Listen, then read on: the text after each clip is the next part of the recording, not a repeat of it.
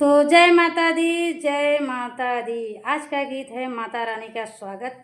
नवरात्र आने वाला है, तो नवरात्र की ढेर सारी शुभकामनाएं सभी भैया दीदी का।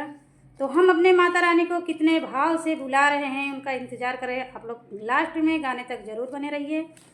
आशा करती हूँ कि आपके इस गीत से, हमारे इस गीत से आप लोग के मन में माता रानी का ज़रूर याद हो जाएगा।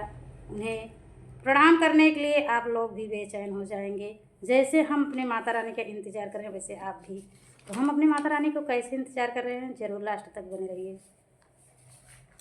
अरे ज्योति हम जलाई माई, आरती उतारी।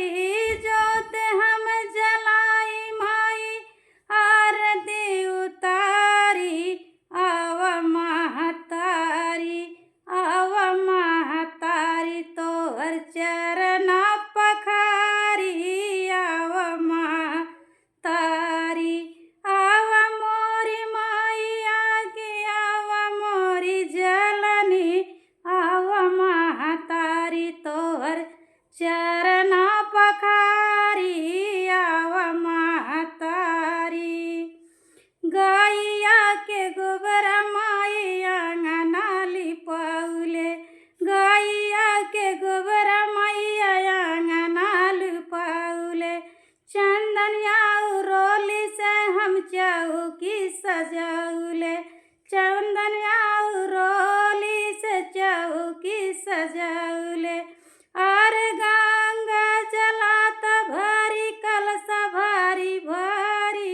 आव महतारी, गंगा जला से कलशा भारी भारी भारी।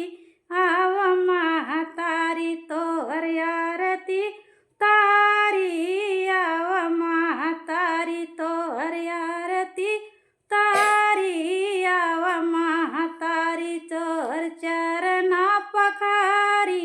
आव मोरी जलनी, मांगिया में सिंदूर सोहे, नाके में नथियावा।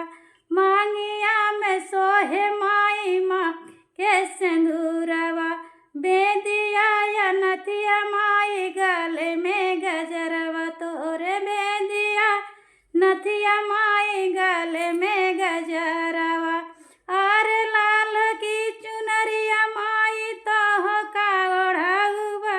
लाल की चुनरिया माई, तोह का ओढ़ौवा। आव मोरी माईया की, आव मोरी जलनी, तोहर आरती तारब। आव मोरी माईया, तोहर आरती तारब। आव मोरी माईया, तोहर चरना पखारब। आव मोरी जलनी, नारियर बतासा माई, मिसरी मलाई। नारियर बतासा माई, मिसरी मलाई। कुल तैयारी माई हम कैलीन। खूब तैयारी माई हम कैलियन। आर गुड़ाऊ घियाना से होमिया करौबई। गुड़ाऊ घियाना से होमिया करौबई। आव महतारी, तोहर चरना दबाई। आव महतारी, तोहर चरना पखारी।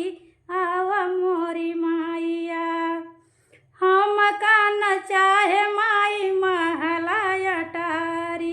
रुपिया न चाहे माई धन दौलतिया। रुपिया न चाहे माई धन दौलतिया। नाही हमका चाहे माई महला अटारी। अरे माई बीते मोर पूरी जिंदगानी, तोहरे शरण में। अरे बीताई पूरी जिंदगानी, तोहरे शरण में। आव मोरी जलनी, आव मोरी मैया, तोहर आरती उतारी। आव मोरी जलनी, तोहर पाँवा दबाई। आव महतारी, तोहरे चरण में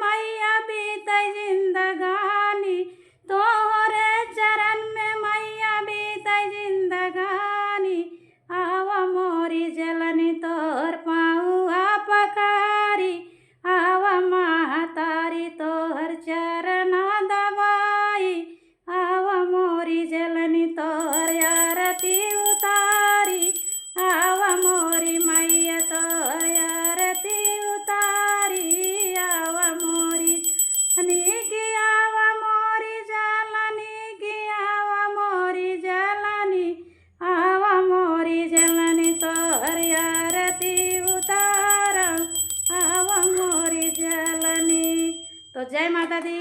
सभी भैया दीदी को नवरात्र की ढेर सारी शुभकामनाएं। आप लोग को माता रानी का गीत पसंद हुआ हो तो आप लोग ज़रूर आप लोग अपना प्यार दुलार बनाइए। माता रानी की दुआ सब पे बनी रहे।